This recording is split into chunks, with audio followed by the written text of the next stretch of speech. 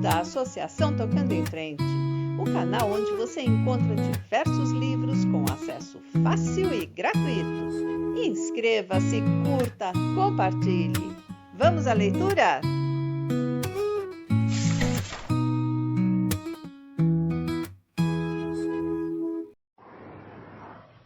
Parte 32. No quarto domingo, não se preocupou em vestir-se. Ficou andando pela cozinha, descalça, de short e camiseta, preparando um desjejum quente para Lud e Anne, que apreciavam essa extravagância uma vez por semana. Ao ouvir som de passos na escada dos fundos, afastou os olhos do toicinho que chiava na frigideira. Durante um momento, limitou-se a olhar para o homenzarrão peludo que assomara à porta. Luke? Aquele era Luke? Parecia feito de rocha, inumano, mas a efígie atravessou a cozinha, deu-lhe um beijo sonoro e sentou-se à mesa. Ela quebrou alguns ovos na frigideira e acrescentou-lhes um pouco mais de toicinho. Anne Miller entrou, sorriu cortesmente, mas por dentro sentiu raiva. Sujeito desgraçado, que pretendia ele abandonando a mulher assim por tanto tempo? Alegro-me por ver que você se lembrou de que tem uma esposa, disse ela. Venha para a varanda. Venha sentar-se com Lud e comigo e todos quebraremos o jejum. Luke, ajude Madge a levar o toicinho e os ovos. Eu levo a travessa com torradas entre os dentes.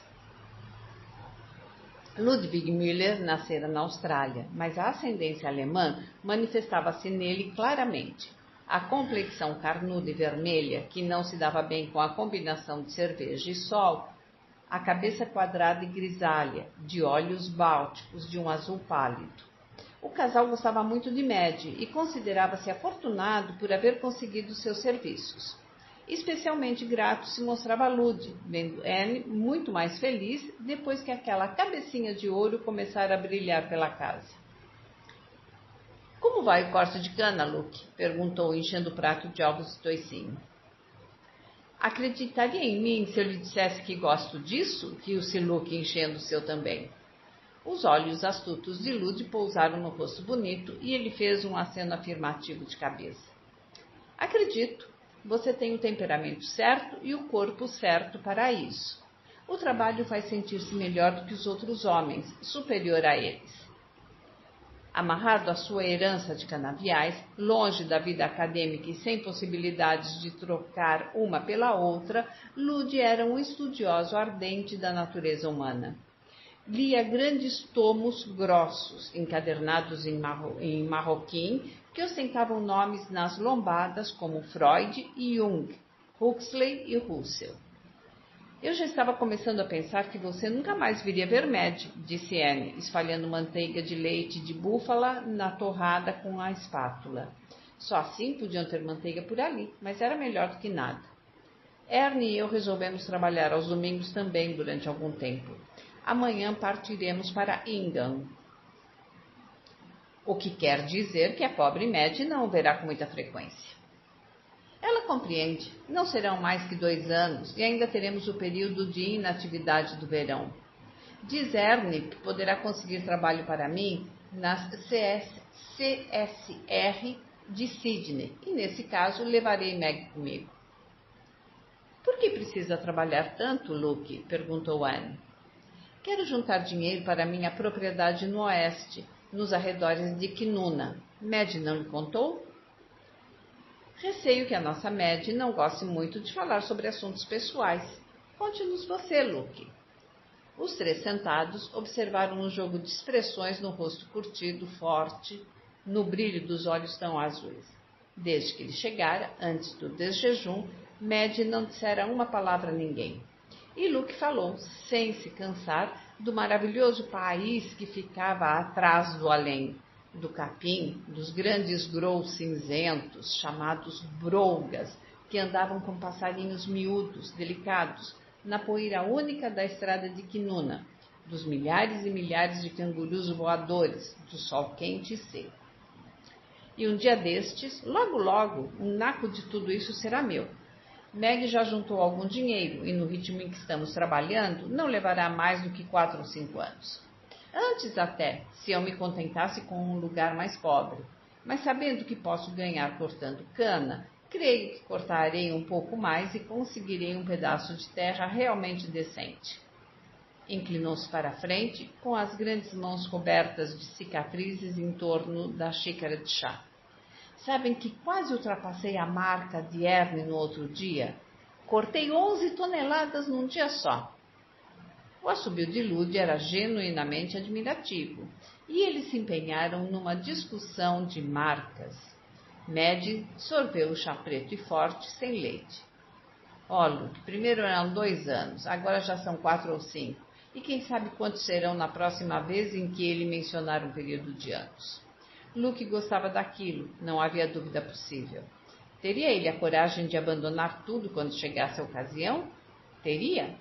E a propósito, estaria ela disposta a esperar tanto tempo para averiguar? Os Miller eram boníssimos e o seu serviço estava longe de ser excessivo. Mas para viver sem o marido, Dróguida era o melhor lugar. Durante todo o primeiro mês de sua estada em Heimdallok, não se sentira realmente bem nem um dia sequer. Não queria comer, tinha crises dolorosas de diarreia, parecia dominada por uma letargia de que não conseguia livrar-se. Como só estivesse habituada a sentir-se muitíssimo bem, aquele vago mal-estar amedrontava. Depois do desjejum, Luke ajudou-a a lavar os pratos e, em seguida, levou-a para passear no canavial mais próximo, falando o tempo todo no açúcar e no corte de cana, na bela vida que se levava ao ar livre, no belo grupo de sujeitos que formavam a turma de Erne, no quanto aquilo era diferente da tosquia e para muito melhor. Deram meia volta e tornaram a subir a colina. Luke conduzia a gruta deliciosamente fresca debaixo da casa entre as estacas. Anne a transformara num viveiro de plantas. Pusera em pé pedaços de canos de terracota de diferentes tamanhos e larguras, enchera-os de terra e neles plantar espécies rastejantes e pendentes. Orquídeas de todas as variedades e cores, avencas, trepadeiras exóticas e arbustos.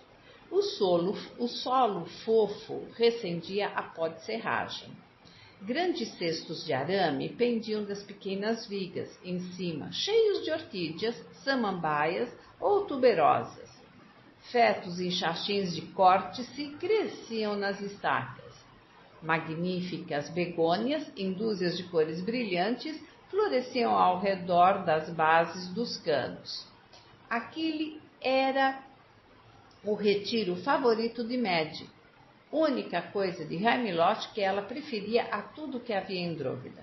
Pois em Dróguida nunca se poderia plantar tanta coisa num espaço tão pequeno. Não havia no ar a umidade suficiente. Não é lindo, Luke? Você acha que depois de uns 2 anos aqui estaremos em condições de alugar uma casa em que eu possa viver? Morro de vontade de fazer alguma coisa como essa para mim. Por que diabo você quer viver sozinha numa casa? Isso não é Dilly, Meg. É o tipo de lugar em que uma mulher sozinha não está segura. Você ficará muito melhor onde está, acredite-me. Não é feliz aqui? Tão feliz quanto se pode ser na casa dos outros.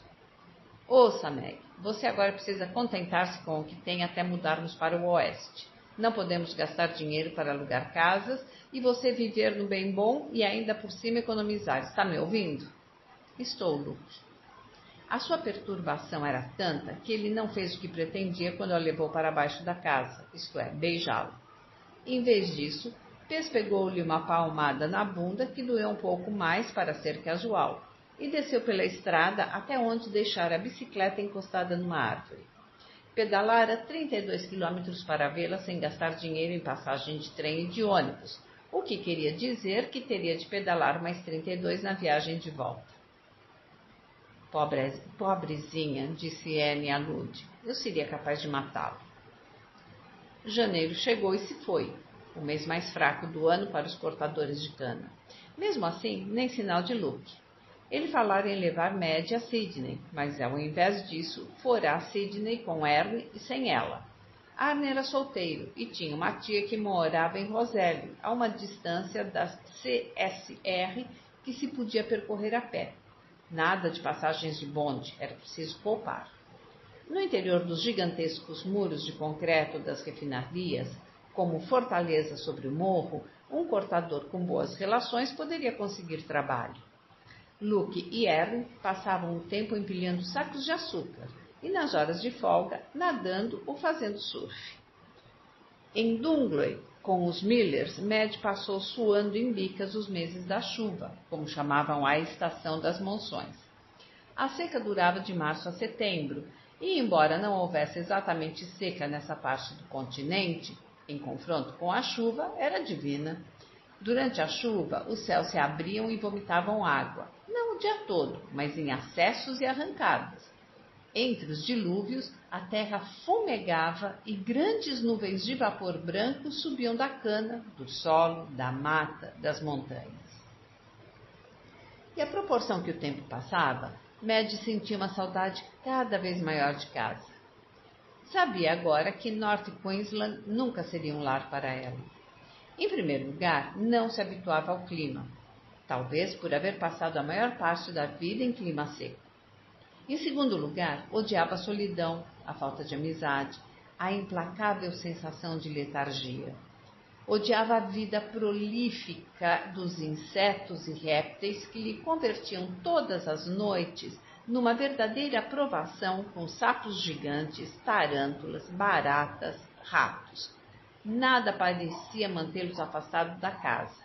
E eles a aterravam, tão grandes, tão agressivos, tão esfomeados.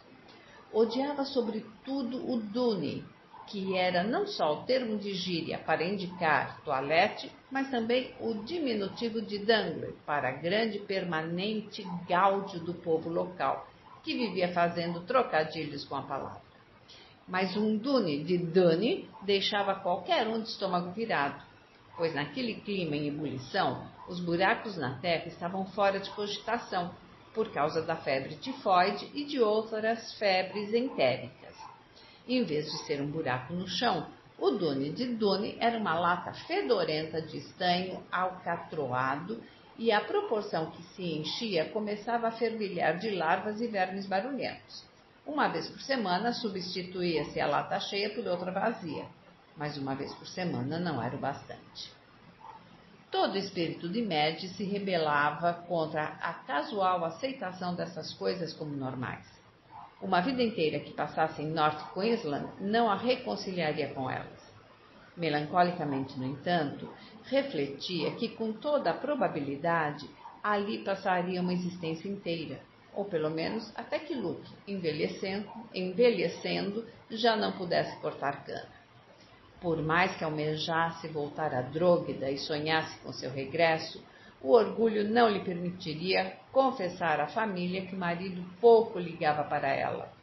A fazê-lo, preferiria cumprir uma sentença de prisão perpétua, dizia feroz a si mesma. Passaram-se os meses, passou-se um ano e o tempo caminhava, lerdo, para o fim do segundo ano. Só a constante bondade dos Millers conservava Mad em Heimeloch tentando resolver o seu dilema.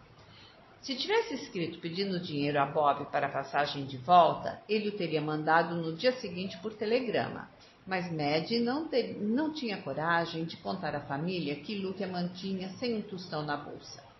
Só o contaria no dia em que o deixasse para sempre, e ainda não se decidira a dar esse passo. Tudo em sua educação conspirava para impedir que ela o fizesse. A natureza sagrada dos votos matrimoniais, a esperança de ter um filho um dia, a posição de Luke como marido e dono do seu destino. Além disso, havia coisas que vinham da sua própria natureza. O orgulho teimoso, a escrupulosa convicção de que ela era tão culpada quanto ele pela situação. Se não houvesse nada errado nela, Luke teria agido de modo diferente. Vira-o 6 vezes nos 18 meses do seu exílio e pensara com frequência, embora desconhecesse de todo a existência da homossexualidade, que Luke deveria ter casado com Arno, já que vivia com ele e manifestava decidida preferência pela sua companhia. Eles agora eram sócios e andavam de um lado para outro dos 2.600 quilômetros de costa, seguindo a colheita da cana e vivendo, ao que tudo indicava, exclusivamente para o trabalho. Quando Luke ia visitá-la, não tentava nenhuma espécie de intimidade. Conversava 1 ou 2 horas com Lud e Anne, levava-a para dar uma volta, dava-lhe um beijo amistoso e partia de novo. Os três, Lud, Anne e Madge, passavam lendo todo o tempo livre. Heinloch possuía uma biblioteca bem maior que as poucas estantes de Drogheda, muito mais erudita e picante, e Madge aprendeu muita coisa enquanto lia. Num domingo de junho de 1936, Luke e Anne apareceram juntos, satisfeitíssimos consigo mesmos. Tinham vindo, diziam, proporcionar a Madge um verdadeiro regalo, pois iam levá-la a um Seylit. A diferença da tendência geral que tinham os grupos étnicos da Austrália de espalhar-se e australianizar-se, as várias nacionalidades da península de Norte Queensland, chineses, italianos, alemães, escoceses e irlandeses. Os 4 grupos que formavam o grosso da população tendiam a preservar com ferocidade suas tradições. E quando os escoceses organizavam um Seide, todo escocês, por mais longe que morasse, fazia questão de estar presente. Para assombro de Madge, Luke e Anne apareceram usando o saiote escocês e estavam, pensou ela ao recobrar o raciocínio, positivamente magníficos. Nada é mais másculo num homem que um saiote, pois oscila, com passo largo e decidido, numa agitação de pregas atrás e permanece perfeitamente imóvel na frente, ao passo que a bolsa de pele protege as partes, e abaixo da bainha, que chega à metade do joelho, vê-se as pernas fortes e bonitas realçadas por meias enxadrezadas e sapatos afivelados. Como estivesse muito quente, não usavam o manto nem o paletó, contentando-se com uma camisa branca aberta no peito, de mangas arregaçadas acima dos cotovelos. Mas que é um seide, afinal? Perguntou ela quando partiram. É um termo gaélico que significa reunião, arrastapé. E por que cargas d'água vocês estão usando saiotes? Porque não nos deixarão entrar sem eles, e somos bem conhecidos em todos os seides que se realizam entre Berns e Cairns. Ah, é, imagino que devem mesmo ir a muitos, pois de outro modo não consigo imaginar Luke desembolsando dinheiro para comprar um saiote. Não é verdade, Anne? Um homem precisa ter alguma distração, disse Luke, na defensiva. O seide realizava-se numa choça com jeito de celeiro, caindo aos pedaços, no meio dos mangues que apodreciam junto à emborcadura do rio Dunkley. Puxa, que região era aquela em matéria de cheiros, pensou o médico com desespero, ao que suas narinas se contraíam em contato com outro aroma incrivelmente nauseante. Melaço, mofo, dunes e agora o cheiro dos mangues. Todos os fétidos aflúvios da beira-mar reunidos num cheiro só. Todo homem que chegava à choça usava saiote. Quando eles entraram, ela olhou à sua volta. Madge compreendeu como a pavoa deve sentir-se descolorida e deslumbrada pela grandiosidade do companheiro. As mulheres tinham sido relegadas a uma quase inexistência, impressão que as fases ulteriores da noitada só iriam acentuar.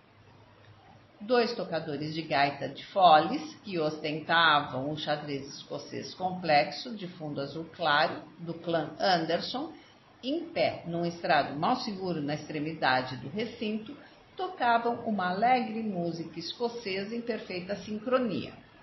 O cabelo ruivo revolto, o suor a escorrer-lhes pelos rostos vermelhos.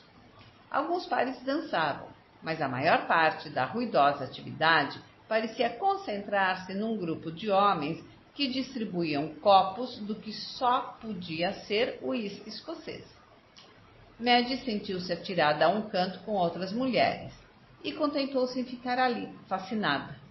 Nenhuma delas usava o tecido achadrezado característico de um clã, pois, de fato, as escocesas não usam saiote, só o manto, mas estava quente demais para enrolar uma peça grande e pesada de tecido em torno dos ombros. Por isso, as mulheres vestiam seus deselegantes vestidos de algodão de North Queensland, tímidos e silenciosos, ao lado dos berrantes saiotes dos homens. Havia o vermelho e o branco, resplandecentes do clã Menzies, o preto e o amarelo alegres do clã MacLeod de Lewis, o azul translúcido e os xadrezes vermelhos do clã Skin, a viva complexidade do clã Ogilvy, o vermelho, o cinzento e o preto do clã Macpherson. Luke ostentava as cores do clã MacNeil e Arne o padrão distintivo dos jacobitas de Sassenach. Lindo! Luke e Arne eram obviamente conhecidos e queridos. Quantas vezes teriam vindo sem ela? E que bichos mordera para querer trazê-la naquela noite? Suspirando, encostou-se à parede. As outras mulheres olhavam-na, curiosas, fixando-se, sobretudo, nos anéis em seu dedo nupcial. Luke e Arne eram objeto de muita admiração feminina, e ela objeto de muita inveja feminina. Eu gostaria de saber o que elas diriam se eu lhes contasse que o grandalhão moreno, meu marido, me viu exatamente 2 vezes nos últimos 8 meses e nunca me vê com a ideia de ir para a cama. Olhem bem para os dois, os presunçosos montanheses almofadinhas. Nenhum deles é realmente escocês e estão apenas representando porque sabem que ficam bem de saiote e gostam de ser o centro das atenções. Que magnífico par de impostores! Tão apaixonados por si mesmos que não querem o amor de mais ninguém e nem precisam dele. À meia-noite, foram obrigados a ficar em pé à volta das paredes.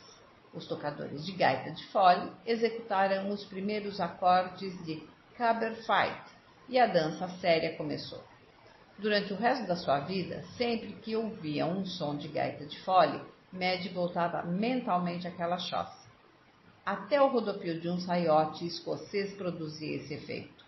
A fusão ideal do som e da imagem, da vida e da brilhante vitalidade que caracteriza as lembranças tão penetrantes e tão fascinantes que nunca se perdem. Colocaram-se no chão as espadas cruzadas. 2 homens com o saiote do clã MacDonald e Sleat ergueram os braços acima da cabeça, entortando as mãos como dançarinos de balé e muito gravemente, como se as espadas devessem finalmente mergulhar em seus peitos. Puseram-se então a escolher o seu caminho delicado entre as lâminas. Ouviu-se um grito alto e estridente acima do gracioso tremular das gaitas. A melodia passou a ser a de todos os escoceses além da fronteira. Recolheram-se os sabres e todos os homens na sala se puseram a dançar, unindo e desunindo os braços, os saiotes brilhando. Tocaram-se vários ritmos escoceses, mais ou menos impetuosos, e os homens dançaram, todos eles.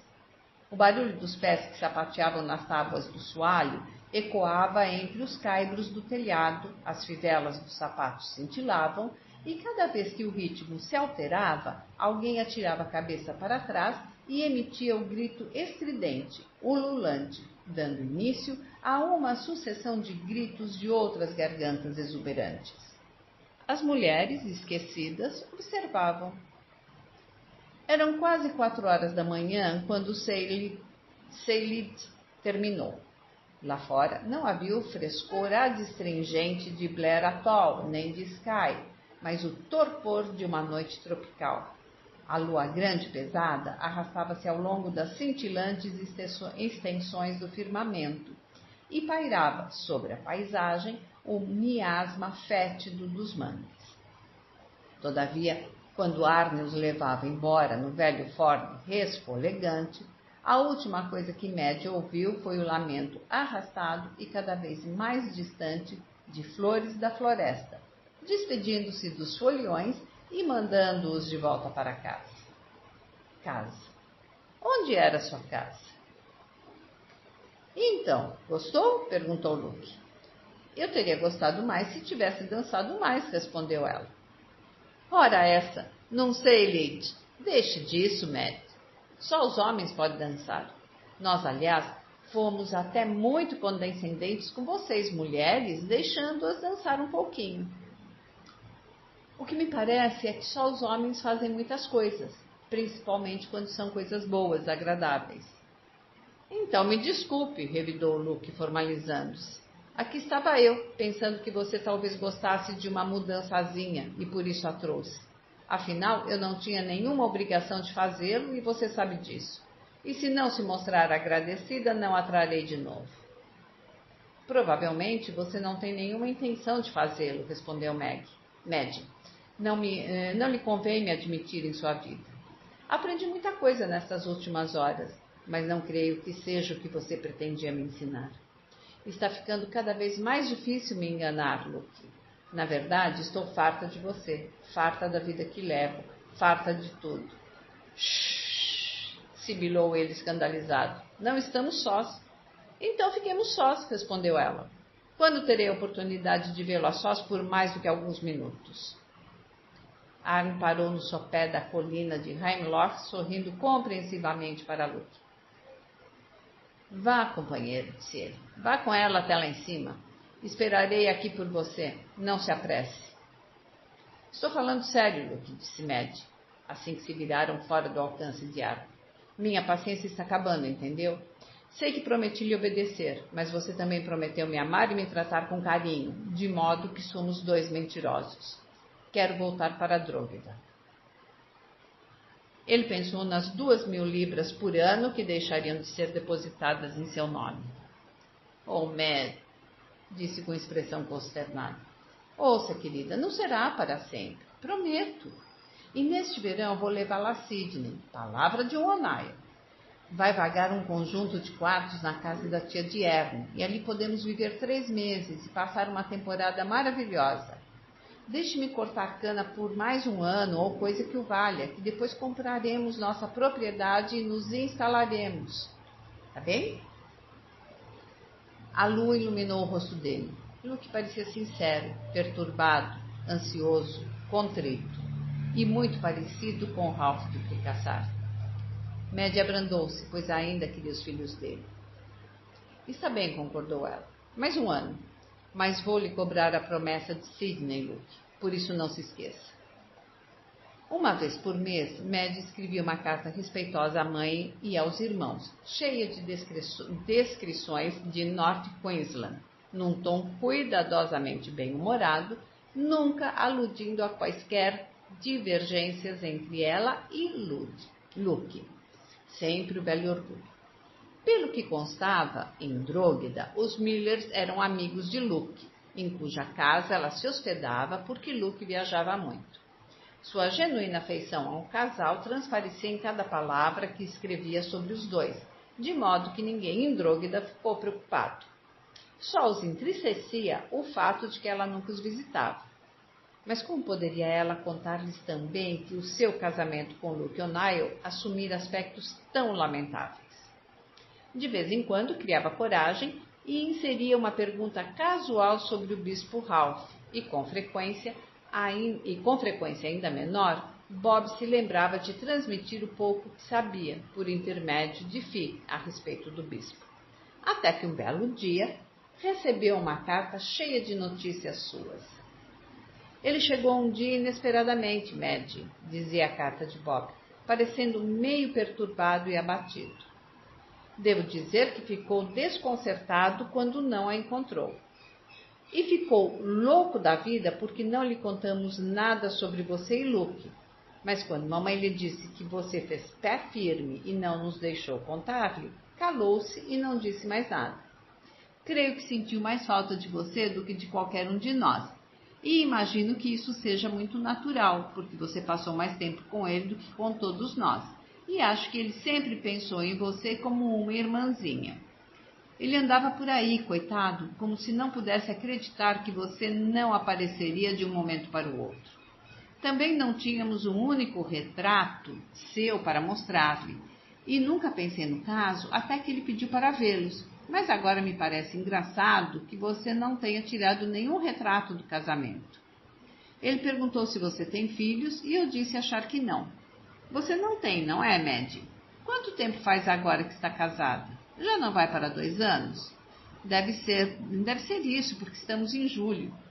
O tempo voa, não é mesmo? Espero que você tenha logo alguns filhos, porque, na minha opinião, o bispo gostará de saber disso. Ofereci-me para dar-lhe o seu endereço, mas ele não quis. Disse-me que não adiantaria nada porque vai passar algum tempo em Atenas, na Grécia, em companhia do arcebispo com quem trabalha. Um nome italiano de 4 metros de comprimento, que nunca consigo lembrar. Você pode imaginar, Maddie, que eles foram de avião? Pois é verdade. De qualquer maneira, depois que descobriu que você não estava em Drogheda para passear com ele, não ficou muito tempo. Andou apenas 1 ou 2 vezes a cavalo, rezou a missa para todos nós, todos os dias, e foi embora, 6 dias depois de ter chegado. Maddie abaixou a carta. Ele sabia. Afinal, ele sabia. Que pensara ele quanto se afligira e por que a impelir a fazê-lo? Isso não melhorara as coisas. Ela não amava Luke, nunca o amaria. Luke não passava de um substituto, um homem que lhe daria filhos semelhantes no tipo aos que poderia ter tido com Ralph de Bricassar. Ai, Senhor, que confusão!